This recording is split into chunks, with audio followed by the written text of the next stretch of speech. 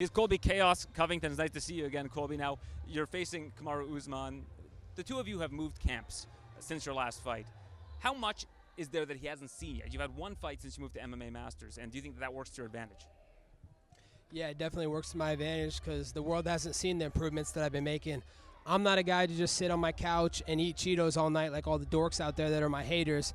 I'm in the gym every single day, and I'm working hard, and I'm improving. And I haven't shown the world those my improvements, but I will show those on Saturday night.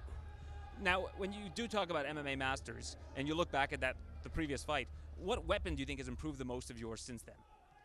My timing and my reflexes. I didn't have head movement before. I didn't understand reflexes and ranges and timing, most importantly. So now I understand timing, and Saturday night I'm going to take that time and I'm going to use it for the right moment, and I'm going to finish Marty Fake Newsman. It feels like that's something that he's improved too, is precision.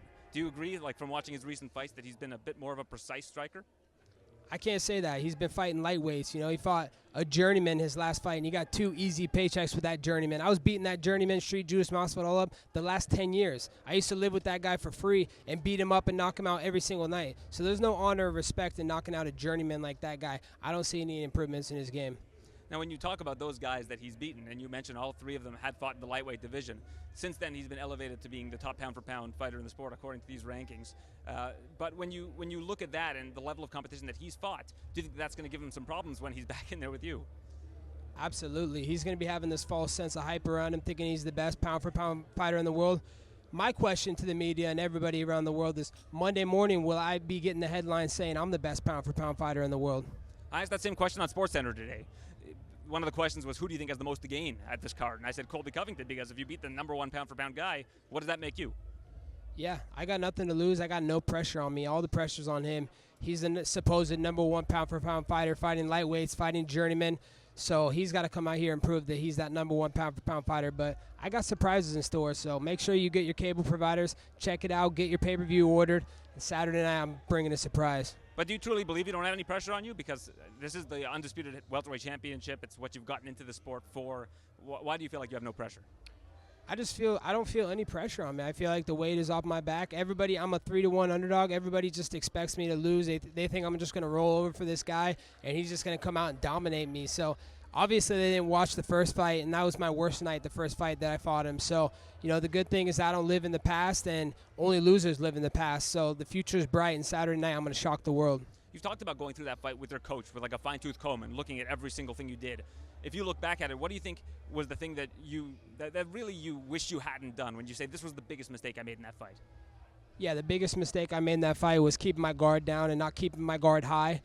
Fighting emotional and keeping my hands down and just getting lost in the moment. But now my coaches are centered. They keep good energy around me. Daniel Valverde, Cesar Carnero, Jonathan Lopez, and Charlie Weiss have been able to center my energy. And I feel so much calm, calculated, and just precise nowadays. So I'm going to take the moment on Saturday night. And you talk about the energy as well at this new camp.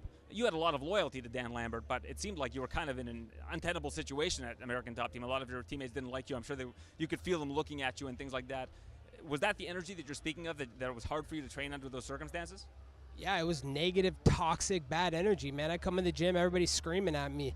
They don't understand what I'm doing, and they're all marks and fools, and they're jealous and envious of my success. So I outgrew that gym, so that's why I left that gym. I knew I needed to make a change, so I left that gym. I acquired Daniel Valverde, Cesar Carnero, Jonathan Lopez, and Charlie Weiss on my own. I formulated Colby Covington Incorporated and MMA Masters, and now I feel like I have the perfect game plan, and I have Marty's kryptonite on Saturday night. You say you're Colby Covington 2.0. The one we saw against Woodley, was that Colby Covington 1.5? Was that like kind of the evolution, and now you're there? Yeah, that was the evolution. That was still the building phase. Now I've upgraded and updated the software and the programming, and Saturday night you're going to see Colby Covington 2.0 for real. Well, I can't wait to see it. I think we're going to see a very different fight than the last time around in terms of your styles. Thanks for doing this. Always appreciate you.